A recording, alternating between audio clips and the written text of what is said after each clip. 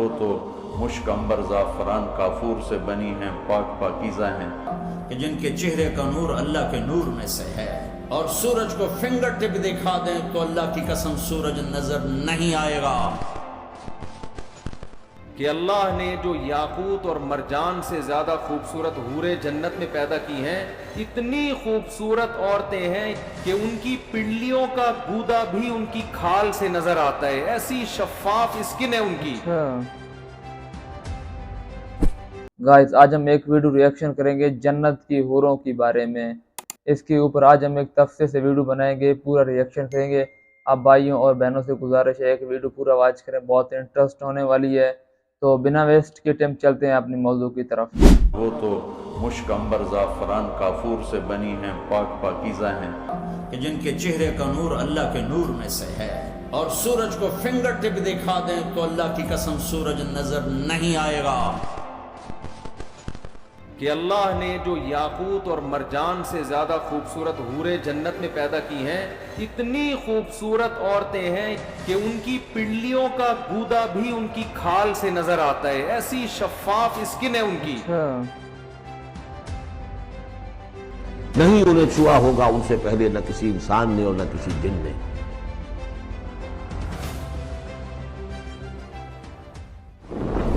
अल्लाह तबारक व ताला ने हज़ारों किस्म की मखलूक़ात पैदा फरमाई ताकि इंसान उनसे मुस्तफ़ीद हो और खुदा का शुक्रगुज़ार हो। इस मादी दुनिया के अलावा भी इंसान के लिए अल्लाह ने दिल बहलाने वाली मखलूक़ात को पैदा फरमाया है ताकि दुनिया की तकलीफ़, मसाइब और